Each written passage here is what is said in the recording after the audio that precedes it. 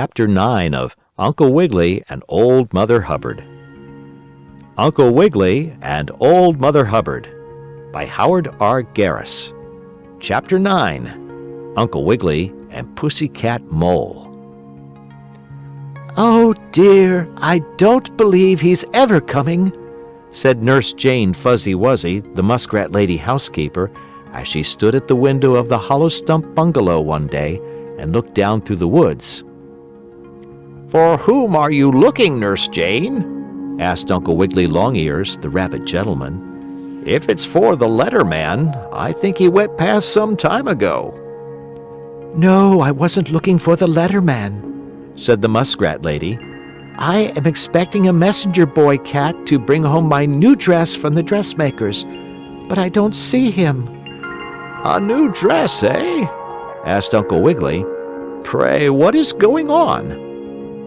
"My dress is going on me as soon as it comes home, Uncle Wiggily," the muskrat lady answered laughingly. "And then I am going on over to the house of Mrs. Wibblewobble, the duck lady. She and I are going to have a little tea party together, if you don't mind." "Mind? Certainly not. I'm glad to have you go out and enjoy yourself," said Uncle Wiggily, jolly-like and also laughing.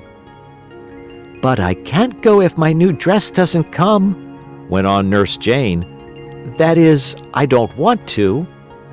"Look here," said the bunny uncle. "I'll tell you what I'll do, Nurse Jane. I'll go for your dress myself and bring it home. I have nothing to do. I'll go get your dress at the dressmaker's." "Will you really?" cried the muskrat lady. "That will be fine. Then I can curl my whiskers and tie a new pink bow for my tail. You are very good, Uncle Wiggily." "Oh, not at all, not at all," the rabbit gentleman said, modest-like and shy. Then he hopped out of the hollow stump bungalow and across the fields and through the woods to where Nurse Jane's dressmaker made dresses. "Oh, yes, Nurse Jane's dress!" exclaimed Mrs. Spin Spider, who wove silk for all the dresses worn by the lady animals of Woodland. "Yes, I have just finished it. I was about to call a messenger boy cat and send it home, but now you are here, you may take it. And here is some cloth I had left over. Nurse Jane might want it if ever she tears a hole in her dress."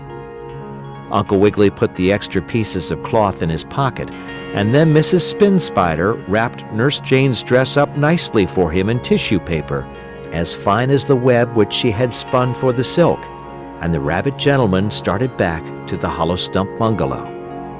Mrs. Spin Spider lived on Second Mountain, and as Uncle Wiggily's bungalow was on First Mountain, he had quite a way to go to get home. And when he was about halfway there, he passed a little house near a gray rock that looked like an eagle, and in the house he heard a voice saying, "Oh, dear! Oh, isn't it too bad? Now I can't go." "Ha! I wonder who that can be," thought the rabbit gentleman. "It sounds like someone in trouble. I will ask if I can do anything to help." The rabbit gentleman knocked on the door of the little house, and a voice said, "Come in." Uncle Wiggily entered, and there in the middle of the room he saw a pussycat lady holding up a dress with a big hole burned in it. "I beg your pardon, but who are you and what is the matter?" politely asked the bunny uncle, making a low bow. "My name is Pussycat Mole," was the answer, "and you can see the trouble for yourself. I am Pussycat Mole. I jumped over a coal and, in your best petticoat, burned a great hole," finished Uncle Wiggily. "I know you now. You are from Mother Goose's book, and I met you at a party in Belleville, where they have a bluebell flower on the school to call the animal children to their lessons." "That's it," meowed Pussycat Mole. "I am glad you remember me, Uncle Wiggily. It was at a party I met you, and now I am going to another. Or rather, I was going until I jumped over a coal, and in my best petticoat burned a great hole. Now I can't go." and she held up the burned dress, sorrowful-like and sad. "How did you happen to jump over the coal?" asked Uncle Wiggily. "Oh, it fell out of my stove," said Pussycat Mole, "and I jumped over it in a hurry to get the fire shovel to take it up. That's how I burned my dress. And now I can't go to the party, for it was my best petticoat, and Mrs. Wibblewobble, the duck lady, asked me to be there early, too. And now, oh dear!" And Pussycat Mole felt very badly indeed. "Mrs. Wibblewobbles!" cried Uncle Wiggily. "Why, Nurse Jane is going there to a little tea party, too. This is her new dress I am taking home." "Has she burned a hole in it?" asked the Pussycat lady. "No, she has not, I am glad to say," the bunny uncle replied. "She hasn't had it on yet." "Then she can go to the party, but I can't," said Pussycat Mole sorrowfully. "Oh, dear!" "Yes, you can go," suddenly cried Uncle Wiggily. "See here, I have some extra pieces of cloth left over when Mrs. Spin Spider made Nurse Jane's dress. Now you can take these pieces of cloth and mend the hole burned by the coal in your best petticoat. Then you can go to the party." "Oh, so I can," meowed the Pussycat. So, with a needle and thread and the cloth, she mended her best petticoat. All around the edges and over the top of the burned hole, the Pussycat lady sewed the leftover pieces of Nurse Jane's dress, which was almost the same color. Then, when the mended place was pressed with a warm flat iron, Uncle Wiggily cried, "You would never know there had been a burned hole."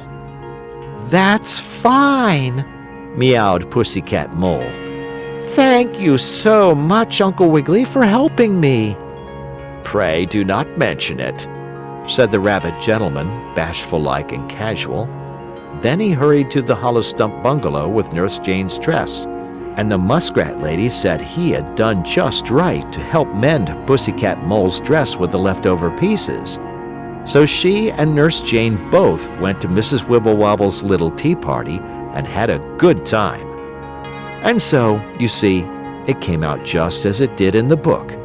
Pussycat Mole jumped over a coal, and in her best petticoat burned a great hole. But the hole it was mended and my story is ended. Only never before was it known how the hole was mended. Uncle Wiggily did it.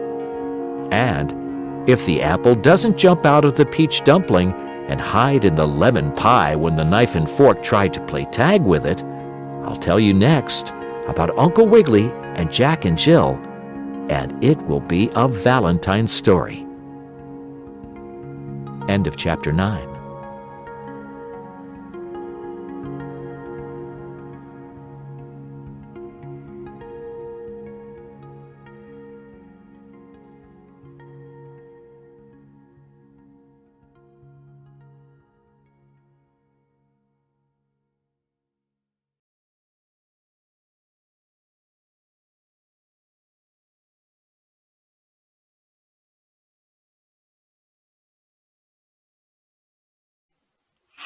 Where is he, Clover? You must tell me. It's a secret. Before I can tell you where he is, I must have your solemn word of honor that you will tell no one about it. Do you promise? I promise you that I will not tell anyone whatever you reveal to me. Now please tell me where Solomon Snail is right now.